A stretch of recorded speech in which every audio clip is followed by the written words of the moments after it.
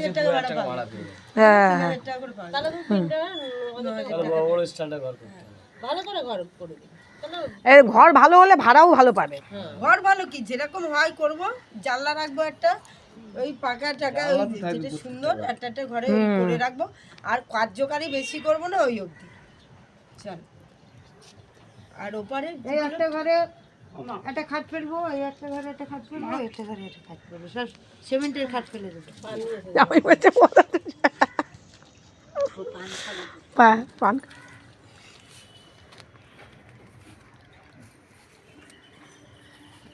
খাবি তো একটা করে? এই খেতে হয় মিষ্টি পাতা পান? না না মিষ্টি পান ভালো পান।